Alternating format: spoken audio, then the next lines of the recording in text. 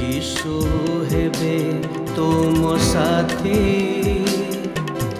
दूर हेब भय भ्रांति से तो जगतर ज्योति अंधकार हेब इति प्रात ज्योति जीवन जला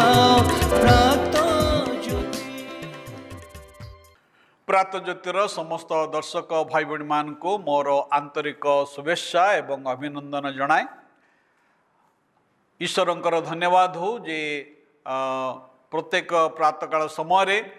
ईश्वरंकर वाक्यरू स्वल्प समय मध्य किसी व्यावहारिक शिक्षा आपण निकट उपस्थापन करने ईश्वर आपको साहाय्य करिसेंती एवं आपण मानक अशेष अशेष धन्यवाद जनाए जे आपण माने नियमित भाव में आम कार्यक्रम को देखुंट आउ दयाकोरी ए कार्यक्रम को देखंतु एवं आपणकर बंधु ज्ञाति कुटुंब मान को जनातु जेपरि से माने ईश्वरंकर आशीर्वाद अंश हेबार सुजोग पाइबे।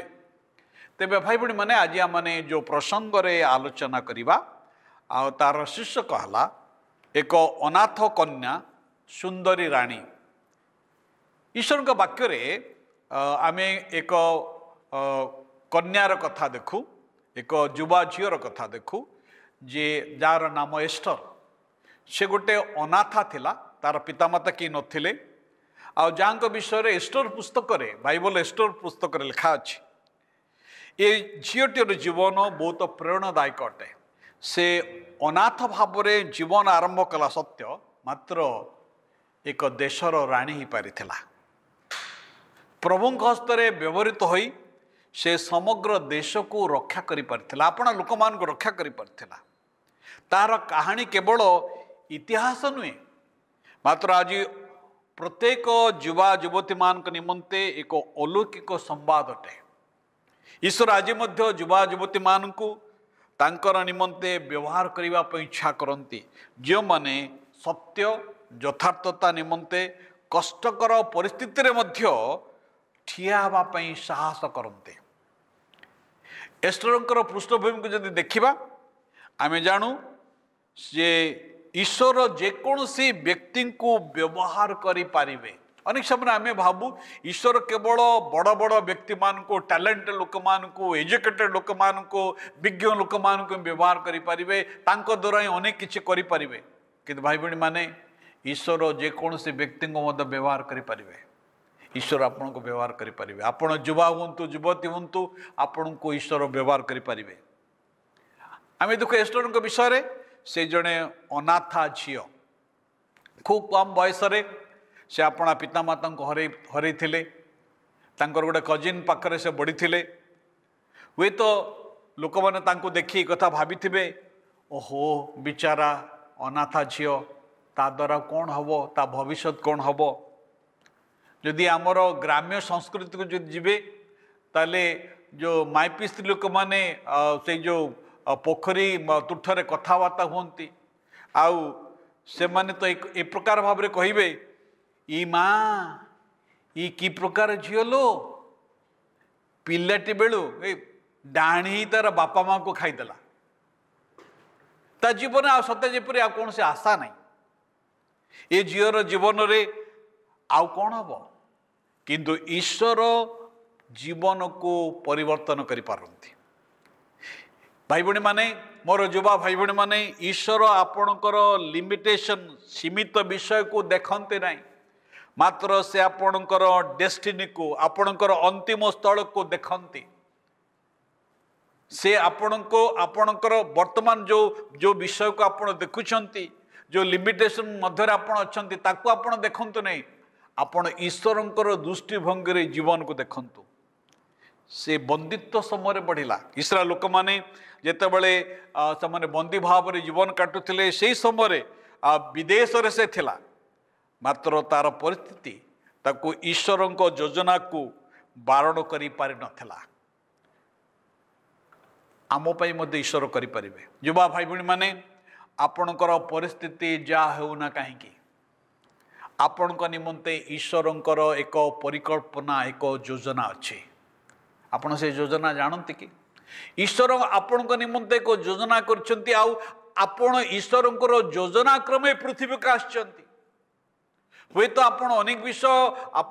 आपणकर अभिलाष मु या हेबी मु ता हेबी मु बहुत बड़ धनी लोक हेबी बहुत बड़ लोक हेबी समाज रे प्रतिष्ठित व्यक्ति हेबी ना आपण हेले मोर किछि जायसे नहीं आपण हुंतु किंतु आपणक निमंते ईश्वरंकर योजना अछि आपणक निमंते ईश्वरंकर एक परिकल्पना अछि आज आपणकर पदवी जा हो ना कहीं आज आपणकर परिस्थिति जा हो ना कहीं आपणकर जेते परिस्थिति जेते कष्टदायक हो ना कहीं आपण निजको डिस्क्वालिफाई मने करंतु नहीं एस्टर तार 2 अध्याय 17 पदरे लिखा जाए राजा सकल स्त्री ठारू एस्टर को अधिक प्रेम कला एवं अन्य सकल युवती ठारू से राजार दृष्टि रे अनुग्रह दया पाइला एस्टर घटनाक्रमे बाय चांस से राणी होई नथिले परमेश्वरंकर योजना प्रतिटी पहाचरे थिला भाई बहन माने आपण आज मोर युवा भाई बहन मैंने आपण आज जो परिस्थिति अच्छी आपण जदि ईश्वर की इच्छा जानवे ईश्वर को योजना जानवे जे ईश्वर योजना रे जदि आपण अंतर्भुक्त हेबे तेबे आपण बुझीपारे आपणकर आज कष्टकर परिस्थिति आज आपणकर स्थिति आपण को सबुदिन से प्रकार रही देव नहीं एस्टर जड़े सुंदरी झील थिला किंतु तार सौंदर्य केवल ए चमड़ा उपरे नथिला तार सौंदर्य गभीर थिला से नम्र शिक्षा ग्रहण करने निमंते आग्रही एवं बुद्धिमती थिला अनेक समय बाह्य सौंदर्य उपरे आमान युवा युवती माने लोक माने आने गुरुत्व दे था किंतु आभ्यंतरीण सौंदर्य अति गुरुत्वपूर्ण से बुद्धिमान परामर्श को ग्रहण कला अनेक समय युवा युवती माने आम अनेक समय बुद्धिमान वाइज एडवाइस को आम अग्राह्य कर से मर्दखर तार भाईर बाध्य है एवं से ईश्वरंकर वाक्य अनुसार कर्म कला शिक्षा ग्रहण करने टीचेबिलिटी या गोटे गुरुत्वपूर्ण विषय कारण ताहा आमानकर गंतव्य स्थल को आमानकर अंतिम गंतव्य स्थल को आमान को नहीं जाई थाए जेतेबेले आमे नम्रता एवं बाध्यतार गमन करूँ ईश्वर आम पई द्वार उन्मुक्त करती आम जिते ईश्वर जिते द्वार उन्मुक्त करती भाई बहन माने कई से द्वार को बंद करि परिबे नहीं कई से उन्नति को रोकी पारिबे नहीं अनेक कौन करती ना से माने शॉर्टकट को लोड़ती से माने पुरस्कार पछरे मुकुट पछरे सफलतार पछरे दौड़ा को चेष्टा करती आपण ए सबुर पछरे न दौड़ी ईश्वरंकर उद्देश्य पछरे दौड़तु सफलता निश्चय आपणकर पछे पछे आसीबो एस्टरंकर संकट काल रे तांकर एक साहसर आवश्यकता थिला एक ठीक ठाक सब किछि चली थिला से समय हठात आ एक धमक आसला जे यहूदी मान को विनाश करेंगे किंतु से समय भांगी पड़े नहीं से समय से परमेश्वर को योजना को स्वीकार कले एस्टर एक जीवन परिवर्तन कारी परिस्थितिर सम्मुखीन हेले किंतु से समय से आह्वान पाइले आउ एपरी समय से राज दरबार पाइथिले आपणकर संकट काल रे आपणकर विश्वास हुए तो परीक्षित हब आपण कौन सत्य निमंते ठिया हेबे आपण कौन पवित्रता निमंते ठिया हेबे आपण जेतेबेले अन्य माने नीरव अछंती नीरव रहिले आपण सेफ रे रहिबे ए प्रकार समय आपण जो समय कथा कहिले आपण विपद रे पड़िबे एपरी समय कौन आपण चुपचाप रहिबे साहस भयर अनुपस्थित नुहे मात्र भयर सम्मुखें बाध्यता अटे एस्टर प्रभुंकर बाध्य हेले आपण जदि प्रभुंकर बाध्य हेबे तेबे प्रभु आपणकर अवस्था को परिवर्तन करेंगे प्रभु आमको साहाय्य करंतु जेपरि आमने प्रभुंकर वाक्यर बाध्य ही जगत रे तांको निमंते बंचिबा आसंतु पदे प्रार्थना करिबा प्रभु तुम पवित्र वाक्य निमंते धन्यवाद दूचु तुम्हें हाँ प्रभु धूली हम मनुष्य को उठे था ଏବଂ ପ୍ରଭୁ ତୁମେ ତାକୁ ଉଚ୍ଚ ପଦବୀରେ ଭୂଷିତ କରିଥାଅ। ଏଷ୍ଟରଙ୍କ ଜୀବନ ଦ୍ୱାରା ତା ଆମେ ଶିଖିଲୁ। ପ୍ରଭୁ ଆଜି ଆମର ଯୁବା ଯୁବତୀମାନଙ୍କୁ ଅନୁଗ୍ରହ ଦିଅ, ସାହାଯ୍ୟ କର, ଯେପରି ପ୍ରଭୁ ସେମାନେ ତୁମର ଉଦ୍ଦେଶ୍ୟକୁ ଜୀବନରେ ପ୍ରାପ୍ତ ହେଇ ତୁମ ନିମନ୍ତେ ବଞ୍ଚିବେ ଦୟାକର। ଏହି ପ୍ରାର୍ଥନା ଯୀଶୁଙ୍କ ନାମରେ ଉତ୍ସର୍ଗ କରୁଅଛୁ, ଆମେନ୍।